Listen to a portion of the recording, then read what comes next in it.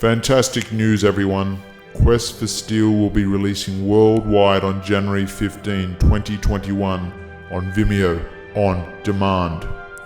Vimeo On Demand is a video sharing platform that does not require a subscription fee, meaning you only have to pay a measly $4.99 US to view the 2-hour and 18-minute epic that is Quest for Steel. Watch it on your digital device or streamcast it straight to your television set. Quest for Steel, the movie that tells the legend of the first ever steel sword. Imagine that. And it is on Vimeo, the platform that rewards the artist, not big business. Mature audiences only.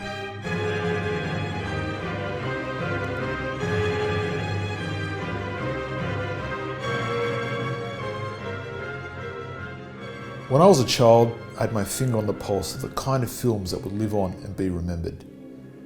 Sometime in the last 25 years, this all changed. Years ago, I remember critics and audiences raving about films that I thought were run-of-the-mill. Without being a wanker and saying, "Wasn't I right?" many of those films have now fallen by the wayside. By that same token, some movies slip under the radar or are met with little praise upon their release. The 2004 Wolfgang Petersen movie Troy is one such film.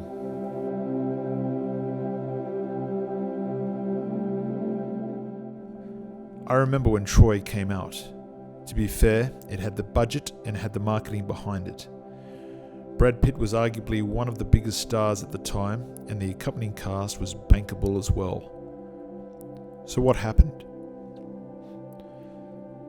To my friends, and I at least, the director's cut of Troy is one of the best sanded sandals films of all time and one of the greatest movies of the new millennium. Yet to this day, Troy is still panned by many or confused with other films of the era. Are we viewing the same film? Even though Troy does not include much of what was written in the Iliad, it tells the most amazing story in a way not done very often, particularly for a star-driven blockbuster. In this, the Greeks are the bad guys, war criminals to be precise.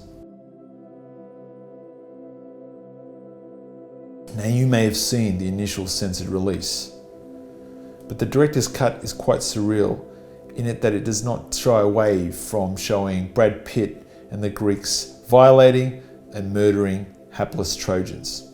It is a surreal experience. Looking every bit the Hollywood pin-up, Pitt sprints through the burning city as his countrymen ravage the women and put the youth to spear and spike, whilst Joss Groban attempts to provide this movie with the same kind of musical effect Celine Dion did a few years before with Titanic. But unlike Titanic, the characters are not black and white.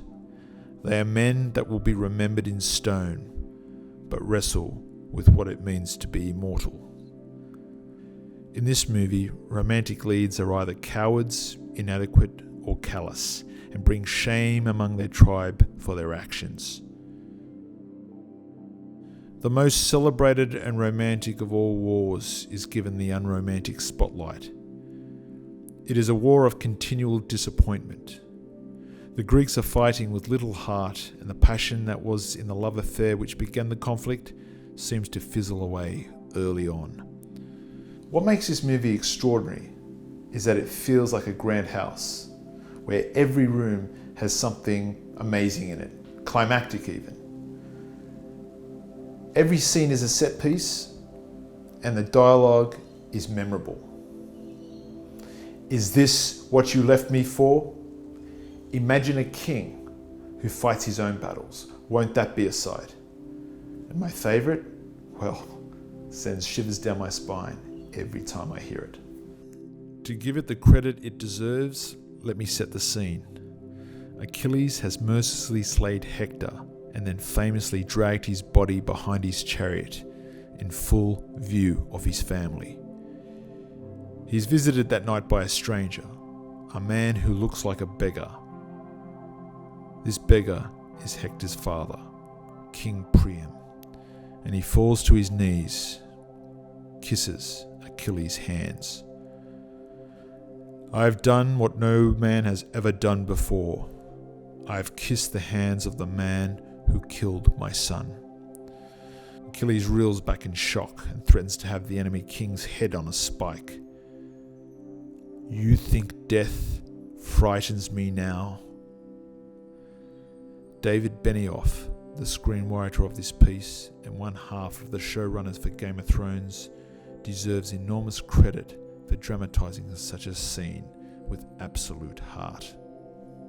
Throughout its runtime, we see the ultimate shift in power occur, where Achilles is in tears and Priyam is restored to noble king. Achilles has returned the body of Hector to his father, and then he says that line that I promised you earlier, the one that sends shivers down my spine. You are a far better king than the one leading this army.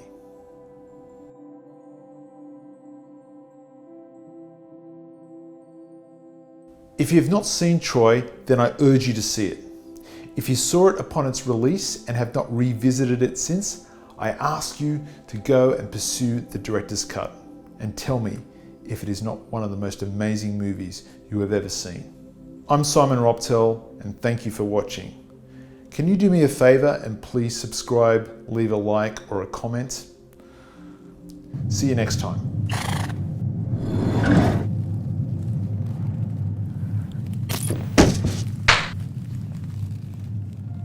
There will come a time when you want to be on the other side of the wall.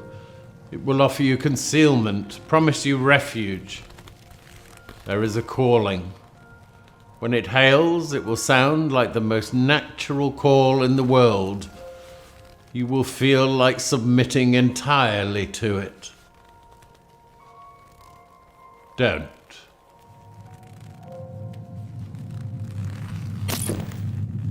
明天早上见。